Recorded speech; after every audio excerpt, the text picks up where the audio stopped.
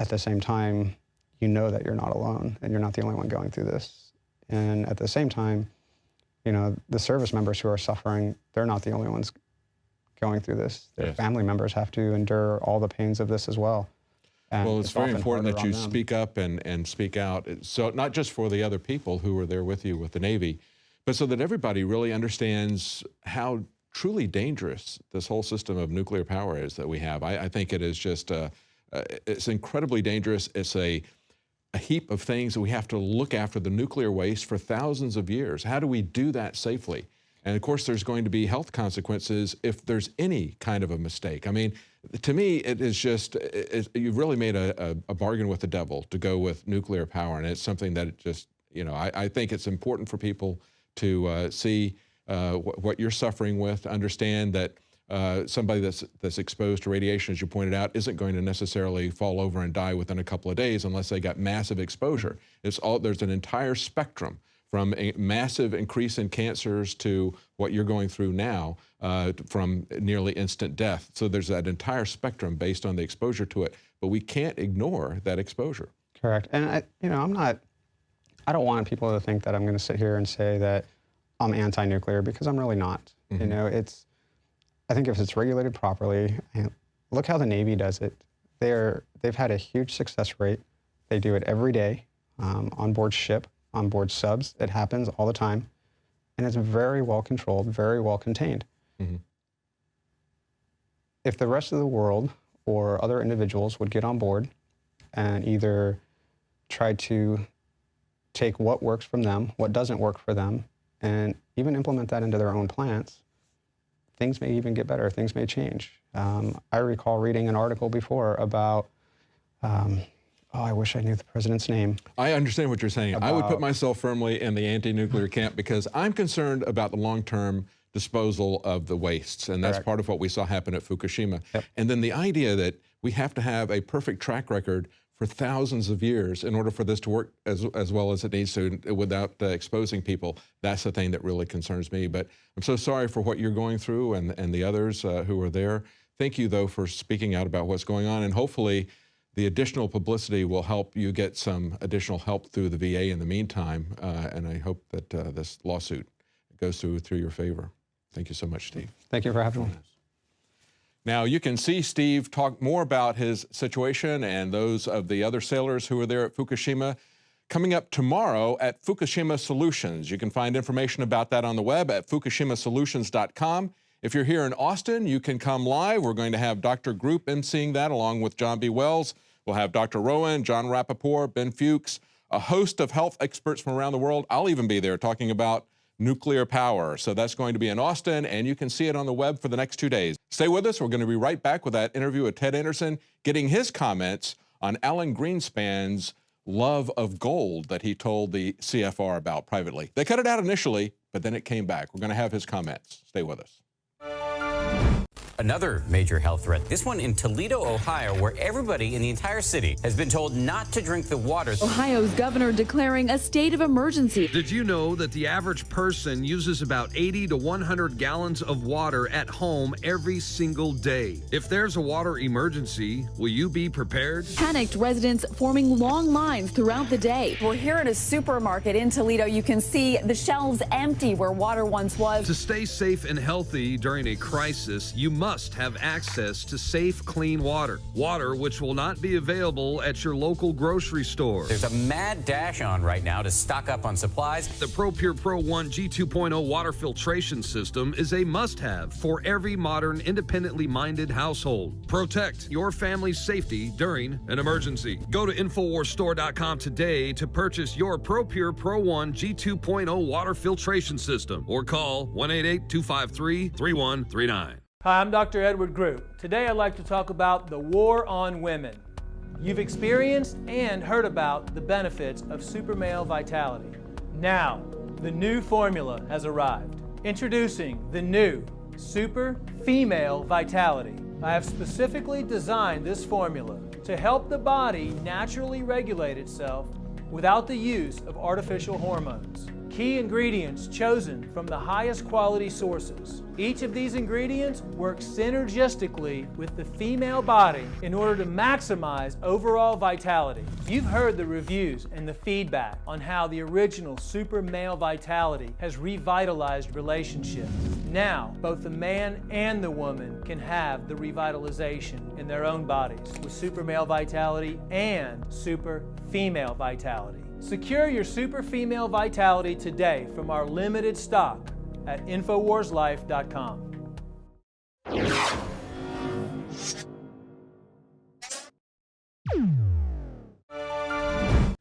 Welcome back. Now, joining us tonight from Genesis Communications is Ted Anderson, but of course, he's also the head of Midas Resources. And so we want to talk to him tonight about gold. Welcome, Ted. Thanks, Dave. Thank you. Now, there's been a lot in the news lately. Going back just to April of this year, we had the Oklahoma legislature reaffirm gold and silver as money. In other words, reaffirming our Constitution, right? But the interesting thing to me about that is that they're now not going to tax, as far as Oklahoma income tax, they're not going to tax the exchange of gold and silver because it's a currency rather than a commodity as far as they're looking at it. But there's also some other interesting breaking news that we've had. Just 5 days ago, we had some transcripts, and we're going to play a little bit of this and let you respond to it. Alan Greenspan talking to the Council on Foreign Relations about gold. And basically, he sounds like a gold bug. So we want to talk about that. But then in 7 days, actually, no, 17 days, the end of this month, there's going to be a referendum in Switzerland where they're going to vote as to whether they're going to back their currency again with gold. And I think that's a key thing we need to talk about is how they use these fiat currencies to manipulate the economy, to manipulate us just like they do with interest rates. But let's talk first about why they're demonizing gold in public and then in private, they're accumulating it. Let's go to one of these clips from Greenspan. I'll let you respond to this. Gold is a currency. It is still, by all evidences, the premier currency where no fiat currency, including the dollar, can match it. All right, so he says it's a currency, a premier currency, and the dollar can't even match it. What do you make of that? Well, Greenspan, of course, has been a gold bug and was when he was in college and then became sort of an elitist when he became the central bank, in charge of the central bank of the United States, the Federal Reserve Bank. But the reason why he's saying that is because we have been in this currency war with other countries. We resort to spending and inflating our currency, pushing the value of our currency down against foreign countries to try to expand on our exports and increase our economy. Of course, foreign countries have to also react to that, deflating their currency value as well. And it's this constant currency war that goes on. And so Alan Greenspan's looking at this whole game being played, and he's just saying, hey, there's nothing that you can do that matches gold in these foreign countries or in the United States with the paper currencies. The reason being is because we can't maintain control of supply versus demand for products, goods, and services. The GDP doesn't go up in relationship to the expansion of currency. Therefore, the currency loses purchasing power. Greenspan says, hey, gold is a fixed supply. You can only pull so much out of the ground. It's been money for thousands of years. They found it in King Tut's tomb. They didn't find US dollar in King Tut's tomb. So obviously, gold is going to be much more valuable in the future as long as these central banks keep playing games like they do. You know, listening to this CFR presentation that Greenspan gave, he sounds like Ron Paul. He even goes back over the history of gold to some extent, goes back to World War II and talks about its intrinsic value and how you could see that at the end of World War II with Germany. Let's listen to this clip. Intrinsic currencies like gold and silver, for example, are acceptable without a third-party guarantee. And I mean, for example, at the end of World War II, or just at the end of it, Germany could not import goods without payment in gold. The person who shipped the goods in would accept the gold and didn't care if there's any credit standard associated with it. All right, so that's a very important aspect of gold, that it's not somebody else's debt. It's got intrinsic value. That's what he was essentially talking about. That's why the Nazis were forced to use it, because nobody was going to take their paper money, right? Well, exactly. I mean, if you think about it, Dave, I mean, World War II was obviously preceded by World War I, and the currency, just the Weimar Republic note, just went turned into, basically toilet paper, or it was more valuable to trade a wheelbarrow than it would be a wheelbarrow full of money. When a currency loses purchasing power, gold in itself becomes more valuable. And the reason why they wouldn't take the country's currency is because the currency may not have held no value overseas or anywhere. Gold, like Greenspan says, in it itself is value. It has no attachment to anybody's debt or anybody's ability to pay. It is money.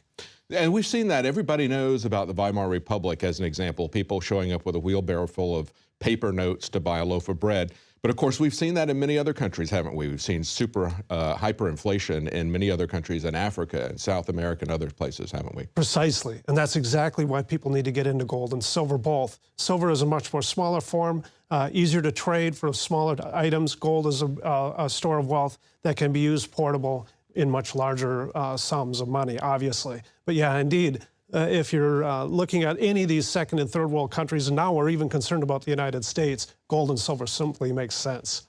Let's take one more quote from Greenspan. I want to get your response to that.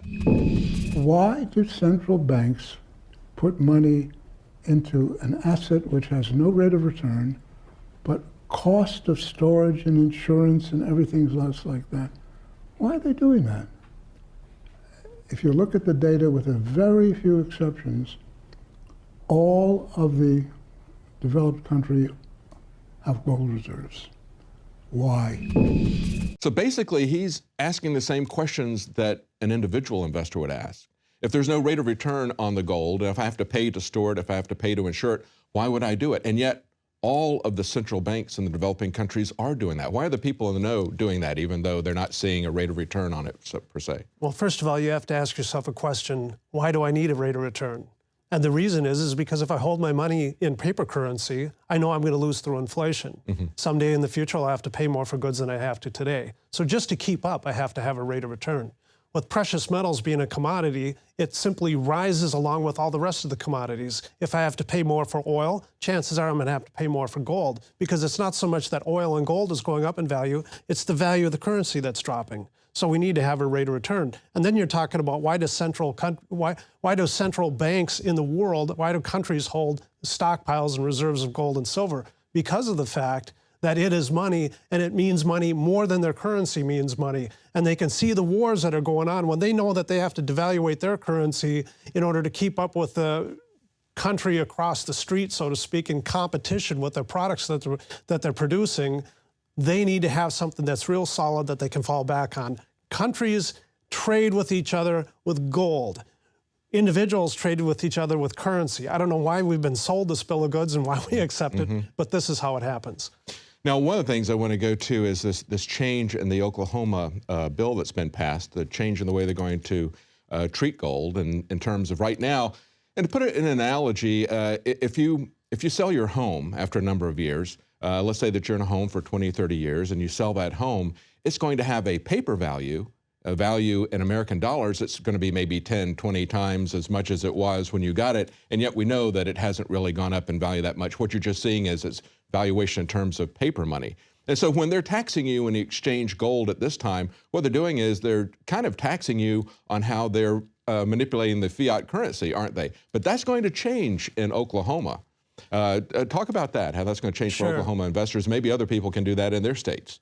Well, this is very similar to what Kurt Bills put a bill through in Minnesota, which did not pass, but Oklahoma's adopting this. And we also seen the same thing in Utah. It's more about, if we're trading currency amongst each other, we don't charge a sales tax. If I give you $1, you don't have to pay sales tax on that dollar. The sales tax on gold, you do have to pay in many of the states right now. So one of the ways to get around having to charge sales tax for a purchase of gold and silver is if the state itself remonetizes the gold. And now when they call it currency, you no longer have a sales tax involved. And so several of the states in the United States have gotten away from charging sales tax because they look at the purchase of a gold and silver coin as an investment rather than a consumable, if you will. You're buying it for resale, for later resale. That's typically why you don't charge sales tax, because you're looking to resell it in the future. In this particular case, Oklahoma is looking at getting more towards purchasing gold and silver without having to charge sales tax because so many people have to go outside of the state to buy the gold and silver. Happens in Minnesota. Texas happens to be a place where you can buy gold and silver without having sales tax.